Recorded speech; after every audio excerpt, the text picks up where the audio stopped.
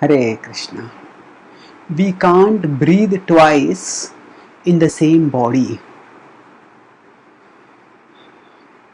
Now, we normally we often identify ourselves with our body. We think that I am the body, but the fundamentals of spiritual life begin with understanding that our identity is beyond the body. We are at our core souls, and as souls, we are not only different from the body. Actually, the body is itself different at every moment. So first is to distance ourselves from matter, and then to distance ourselves from the present state of matter, understanding that the present state is different from the past state and is different from the future state. So actually, when Krishna talks about this material nature in Bhagavad-gita 8 chapter 4th verse, he defines it as Adibhutam Ksharo Bhava Purushachadi Daivayam Daivatam Adhiyagyam Aham Evatra Dehe Deha Bhritamvara. So Arjuna has asked some questions in 8.1 and 2, and Krishna answered those questions in 8.34 and also in 5, 6, 7, 8 verses of the 8th chapter. So he answers some of the questions. 4 questions he answers in the 4 lines of this verse. So Adibhutam Ksharo Bhavaha. So Adibhuta, the material nature around us that we see, the nature of matter is flux, is change. So Adibhutam Ksharo Bhavaha. That means that the matter around us is constantly changing. If we look at it from the point of view of biology, we understand that the cells in the body are constantly changing. Old cells are dying out, young cells are aging, and new cells are being born, and they are replacing the old cells that are dying out. So the body is in a constant state of flux. But because this flux happens at a rate that is not perceivable with our senses, so that's why we don't sense it, and that's why we feel that we are having the same body.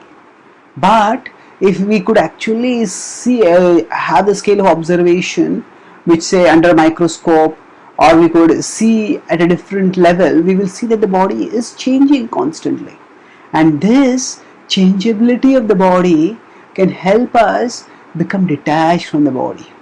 If we see, what I think of as the body is simply a conglomeration of chemicals, and the chemicals are constantly changing. So I am not in this body. I am different from this body. Why I am so attached to this body?